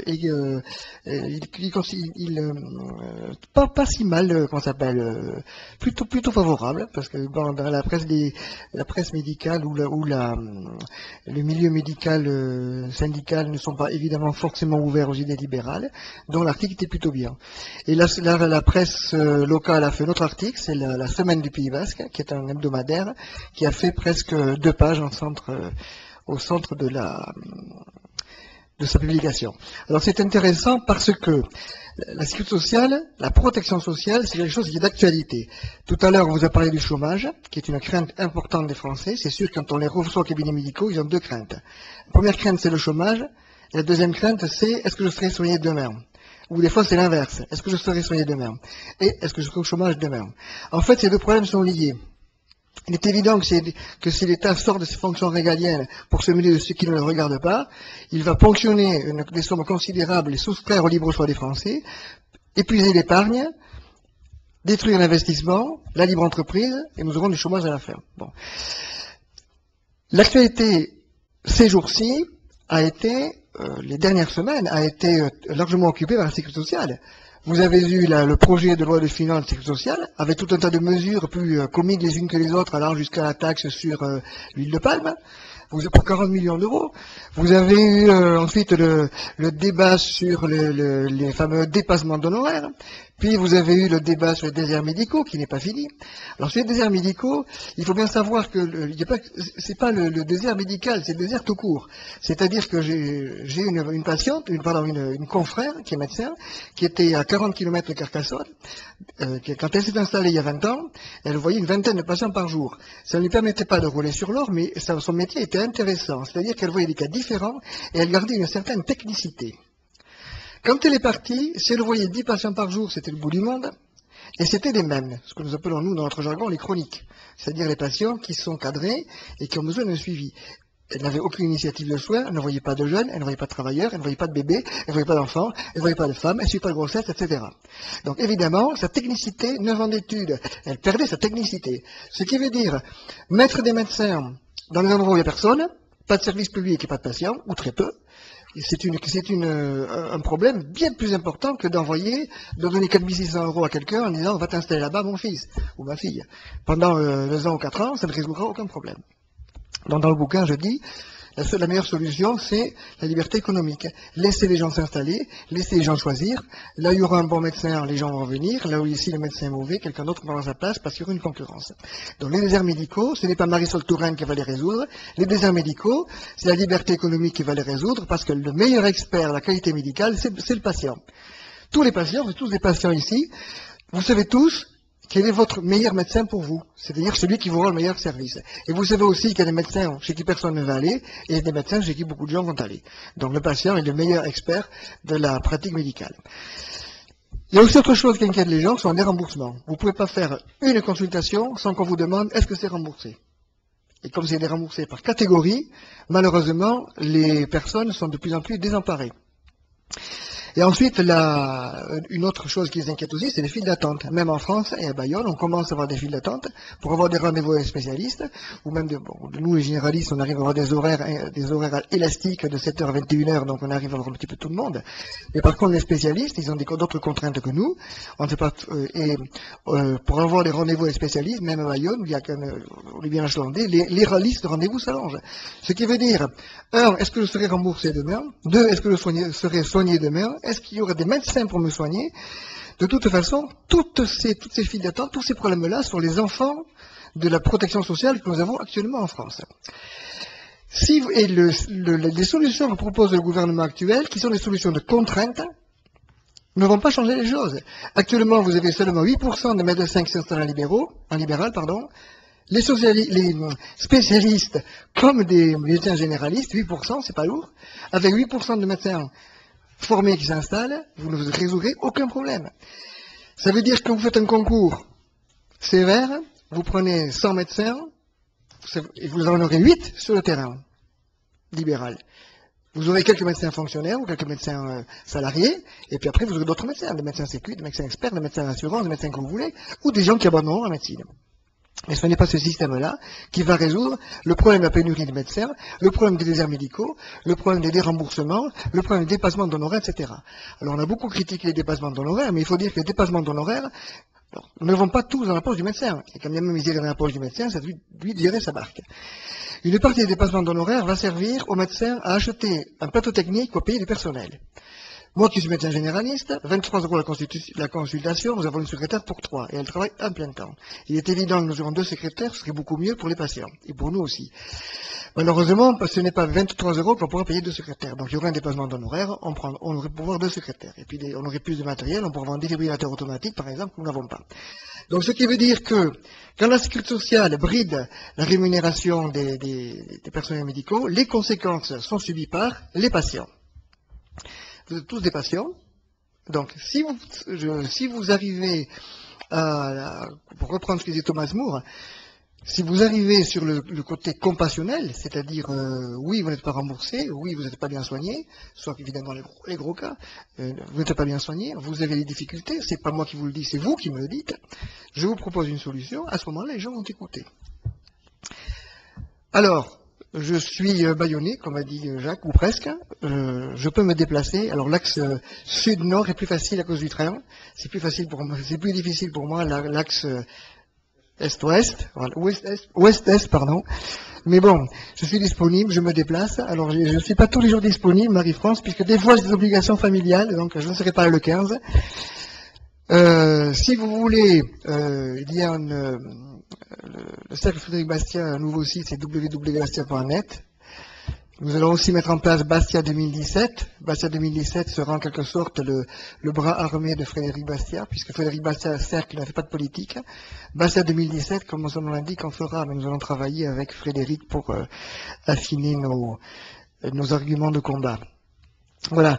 Donc le petit bouquin, vous le trouverez, le petit bouquin qui s'appelle Sécu, comment faire mieux, vous le trouverez au salon du livre libéral le 15 décembre dans la mairie du 5e arrondissement à la salle des fêtes. C'est Jean Robin qui me représentera. Si vous voulez savoir ce que j'ai raconté sur Radio Courtoisie, il y a un lien à Radio Courtoisie. Et pour Care News, il y a aussi un lien pour Care News. J'ai le lien. Voilà. Donc, j'espère que la sécurité sociale ne quittera pas, alors rassurez-vous ou inquiétez-vous plutôt, la sécurité sociale ne quittera pas l'actualité. Ça, c'est certain. Alors, si vous voulez avoir des biscuits pour pouvoir défendre nos idées, vous pouvez m'inviter, vous pouvez interviewer, vous pouvez acheter le bouquin. Moi, mais je pense que là-dessus, il y a vraiment quelque chose à faire, et c'est du social. Parce qu'il ne faut pas croire que piquer de l'argent aux gens, contrôler pour le donner là où il est à eux, c'est du social. Ça, c'est pas du social. Ce qui est du social, c'est laisser les gens choisir librement là où ils affectent le fruit de leur travail. Et le résultat est bien meilleur, et quand il n'y a pas de chômage et qu'ils en sont soignés, ça, c'est du social.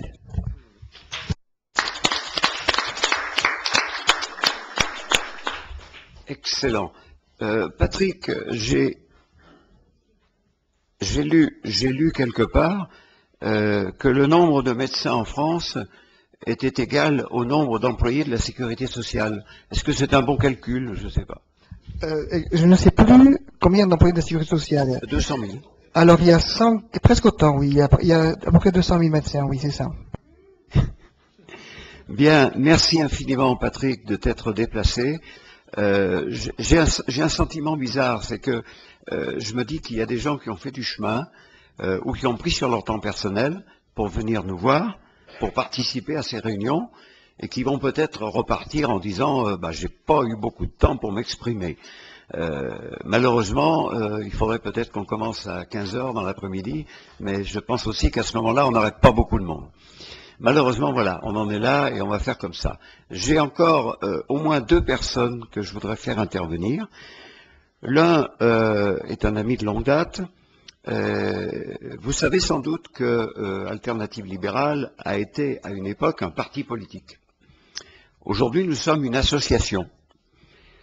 Et puis nous avions des amis dans ce parti politique qui, eux, ont souhaité continuer à être un parti politique. Et en plus, ils ont continué à être des amis. Et parmi ces amis, il y en a un qui est présent dans cette salle, qui s'appelle Emmanuel Sala. Et s'il veut nous dire quelque chose, rapidement sur le PLD, je lui donne volontiers la parole. Eh bien, écoute, merci. C'est une intervention que je n'avais pas préparée, mais c'est avec plaisir que j'interviens pour effectivement dire que le Parti libéral-démocrate continue son combat politique et se prépare aux prochaines élections. Et nous recrutons, si je puis dire, toutes les bonnes volontés pour se présenter, en particulier pour les prochaines municipales, sachant que ce sont des élections sur lesquelles nous pouvons faire valoir toute une série d'arguments libéraux. Ce sont ceux qu'on a en partie développés à l'occasion des élections cantonales. On est on est proche en fait de ce que vivent les gens en quelque sorte au jour le jour, Et c'est l'occasion de concrétiser de manière très, je dirais pas terre à terre, mais enfin au niveau du terrain, donc ce que nous pouvons proposer sur un plan libéral. Et je voudrais en fait remercier en fait les organisateurs de cette réunion, parce que c'est peut-être la première fois que l'on voit autant de libéraux se regrouper et parler d'une seule voix, et donc c'est nouveau, et je pense que c'est quelque chose qu'il faut amplifier. Je vois qu'il y a aussi ici beaucoup de gens qui travaillent beaucoup pour défendre et promouvoir les idées libérales. Et je rejoins en fait ce que tu as évoqué au début de cette réunion. S'il y a une chose que l'on sait tous, c'est que les idées libérales ont du mal à sortir d'une sorte de ghetto. Et ce ghetto, il est, je dirais, presque entretenu par l'atomisation des cercles et des centres de réflexion et des think tanks libéraux. Ils sont nombreux, ils sont peut-être plus nombreux d'ailleurs ailleurs qu'ici. Il y en a un certain nombre de représentés ici, mais il y en a encore beaucoup qui n'ont pas pu ou qui n'ont pas voulu venir. Et je crois que si l'on veut promouvoir les idées libérales, il faut travailler sur le plan des idées. Ça, c'est tout à fait essentiel. Je suis frappé d'ailleurs que pour ceux qui ont rencontré des cercles libéraux aux États-Unis ou en Grande-Bretagne, on est frappé je dirais, de l'indigence en fait des think tanks français qui, parce qu'ils sont atomisés, donc ont peu de moyens, donc travaillent mais avec des ressources qui sont limitées. Et ma proposition, c'est en quelque sorte de les réunir. Alors je sais que c'est pas simple parce que un libéral, par définition, c'est quelqu'un d'individualiste. Et donc réunir des libéraux dans une, je ne dirais pas une seule et même organisation, c'est un peu peine perdue. Mais la première approche que je voudrais proposer, c'est déjà d'utiliser les moyens Internet donc, que nous avons pour regrouper les actions de chacun. Je pense notamment à un portail. Alors, il faut savoir ce que veut dire un portail au sens Internet du terme. C'est un site Internet qui est une sorte de gare de triage, donc, et qui renvoie aux différents cercles libéraux, qui a une fonction d'agenda, qui a une fonction de messagerie. Bref, cela, je le disais, il y a un an, parce que à l'époque, il n'y avait pas ce qu'on connaît aujourd'hui, qui est un phénomène, je dirais, incontournable, qui est Facebook, pour lequel nous avons tous les outils donc, que je viens d'évoquer.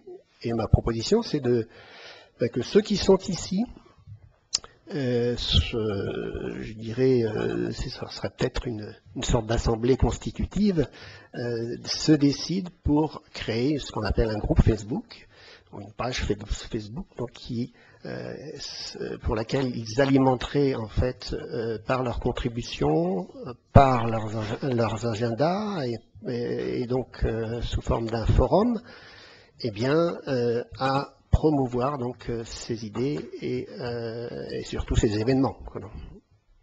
Voilà. Merci beaucoup Emmanuel. Je vais donner la parole maintenant à Jacques Legrand, qui va nous parler de son projet de université libérale populaire, ou populaire libérale, comme il veut. Ça peut vraiment se dire et se lire dans les deux sens, à mon avis. Mon propos ce soir est surtout de faire un point d'étape sur ce que nous avons fait à propos de ce projet, qui nous tient de plus en plus à cœur, tout simplement parce que on est très encouragé par la politique gouvernementale, l'attitude irresponsable de beaucoup de dirigeants politiques traditionnels, les comportements rétrogrades des syndicats qui en France sont des vraies faiblesses vives. Donc tout ça nous pousse vraiment à travailler sur ce projet. Je salue au passage d'ailleurs l'initiative d'Alain Madelin qui a lancé, comme on le disait je crois tout à l'heure, un cycle de conférences. On ne sera jamais trop à diffuser de l'information, sachant que pour nous, ce projet UPL est vraiment marqué par un souci de formation. C'est-à-dire que on pense qu'il faut demander à des gens qui sont intéressés par la recherche d'une autre gouvernance, il faut demander le petit effort, mais qui sera un effort récompensé à notre sens, de venir travailler, on appelle ça vraiment travailler, la formation aujourd'hui est de plus en plus interactive, de travailler sur des modules que nous préparerons. Les 3 modules principaux, je vais vous les indiquer. Le premier concernera la pensée politique libérale, l'économie libérale et ce qu'est une société libérale. Ce serait le module 1. Le module 2 serait les solutions de gouvernance libérale mises en place dans les pays étrangers et qui seront présentées avec le concours de partenaires européens d'alternatives libérales. Le troisième module, et là ce sera une gageure, ça sera une vraie entreprise, je dirais, ça sera de voir comment on peut appliquer et traduire des solutions libérales qui existent, comment on peut les appliquer au cas français. La France méritant bien le nom de cas. Donc c'est là-dessus que l'on a travaillé. On a prévu donc des cycles de formation qui auraient lieu le samedi. On demandera donc aux gens de venir travailler un samedi. Voilà. On ne les mettra pas tous les uns à la suite des autres, on espacera un petit peu les choses, mais c'est la démarche que l'on veut suivre. Les intervenants auxquels on voudrait faire appel seraient de nature, je dirais, pour la partie essentiellement pensée politique, économie, libérale, etc. On fera certainement appel à des membres d'organisations qui sont ou représentés ici, ou qui, en tout cas, sont connus de nous pour leurs compétences à la fois libérales et pédagogiques.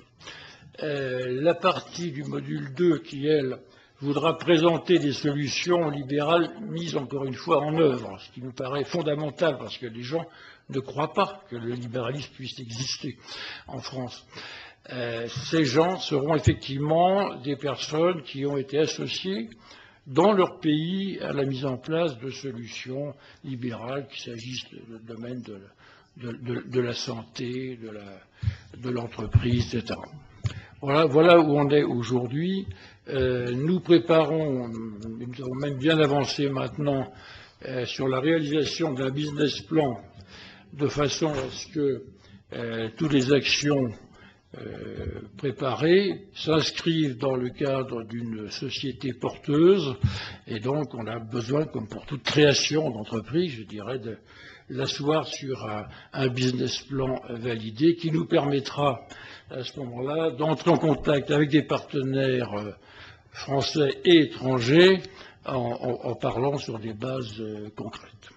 Voilà l'étape où nous sommes aujourd'hui. Nous avons bien l'intention, dès le mois de janvier, de faire les rencontres nécessaires sur la base de ce business plan. Voilà. Merci beaucoup. Merci Jacques. Je vais donner la parole maintenant à notre trésorier. Je crois qu'il a des choses à vous dire. Donc écoutez-le attentivement, c'est important. Merci.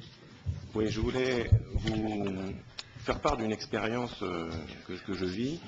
Je constate que lorsque on est donateur d'un think tank libéral ou d'une organisation libérale, d'abord on est sur des fichiers qui circulent et donc en fait on est sollicité par d'autres entités libérales. Il se trouve que comme ce sont des projets qui généralement nous conviennent, on donne à plusieurs entités libérales. Donc mon idée c'était de je rebondis sur ce qu'a dit Emmanuel Salard, il a bien raison, il faut qu'on travaille ensemble, il faut qu'on se regroupe, mais je me disais aussi que si on mettait en commun si on mettait en commun nos donateurs, si on arrivait à, alors là on en parlera, il faudra en parler, on pourra organiser une réunion sur ce thème avec les trésoriers d'associations libérales, d'associations amies, qu'on réfléchisse à comment faire en sorte que nos donateurs, ils donnent aux autres associations libérales, sachant que, encore une fois, ce qui est donné à l'un, une organisation libérale, n'est pas donné en moins à l'autre, mais au contraire que ces dons se cumulent et s'agrègent. Voilà un peu l'idée que je voulais vous soumettre. Donc s'il y a des trésoriers d'associations ou des présidents qui sont intéressés, on peut en parler on réunit les participants et on fixe une date de réunion. Alors deuxième chose, plus terre à terre, je m'aperçois que là je bats ma coulpe. On n'a pas prévu de boîte pour la quête d'aujourd'hui. Je crois qu'il y a quelque chose quand même de provisoire qui va être. Donc si vous pouviez, je sais que c'est.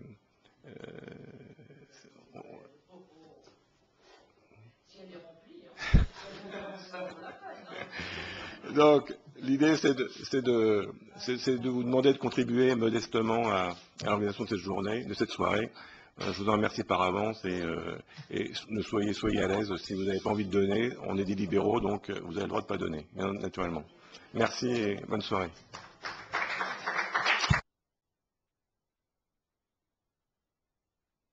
Eh bien, chers amis, cette soirée touche à sa fin. C'est toujours difficile de tenir si longtemps le soir quand on a travaillé toute la journée ou qu'on a voyagé pour certains. Donc je vous remercie infiniment. Vous serez tous sollicités pour revenir le 21 mars et entre-temps vous aurez reçu le compte-rendu que je m'empresserai de faire à la lumière de ce que l'on a enregistré. Je vais donner la parole à nouveau à notre président, qui je pense a envie de conclure et de vous remercier encore une fois. Et puis bien évidemment, je comprends aussi que peut-être certains d'entre vous auraient voulu poser des questions. Bon, encore une fois là, se sentir un peu frustré, mais le temps est compté et j'avais tellement d'intervenants à faire intervenir que finalement, j'en suis content parce que je crois que ce soir vous avez pu apprécier la qualité des personnes qui vous ont parlé. Nous avions de nouveaux intervenants. Tout ce qu'ils ont pu dire a été fort intéressant et vient alimenter notre série d'actions qui devront être propagées, disséminées, communiquées au travers de vos différents réseaux. Frédéric, tu as la parole. Décidément, Jacques ne me facilite jamais la tâche parce qu'il introduit tellement bien que c'est jamais chose facile. De manière très terre à terre, je suis demandeur aussi pour récolter les petites fiches que je vous ai distribuées en début de séance. Mais je voulais surtout vous exprimer ma satisfaction en fait à vous entendre tous ce soir, vous exprimer les uns après les autres par rapport à la qualité des travaux, des propositions, de tout ce qui a pu être dit, des projets qui vont être menés. Comme le disait aussi Emmanuel tout à l'heure, il est important pour les libéraux, même si l'ensemble des associations et des think tanks n'étaient peut-être pas représentés ce soir, mais de pouvoir nous rassembler, nous retrouver, discuter, échanger. Je pense que ne serait-ce que pouvoir déjà échanger entre nous et éventuellement même poursuivre l'échange autour d'un verre de rouge et manger un morceau peut-être tout à l'heure ensemble pour ceux qui le souhaiteraient, parce que je pense que la convivialité fait aussi partie de nos rencontres, est important. On n'est jamais assez informé déjà entre nous de ce qu'organisent les uns les autres, des réunions qui vont avoir lieu. Je pense qu'en ces temps difficiles, où le libéralisme est malheureusement décrié à tort dans les médias et par les hommes politiques, il faut savoir se serrer un peu les coudes et se retrouver et comment dirais-je, se soutenir dans les actions et les démarches qui sont entreprises de manière à ce que nos valeurs qui nous sont chères soient entendues du plus grand nombre. Un grand merci à vous tous pour votre présence ce soir, pour vos contributions qui ont été faites et à venir, et donc au plaisir de vous retrouver en mars. Je n'ai pas retenu la date, je sais bon, vous allez le 21 mars prochain. Bonne soirée, merci beaucoup.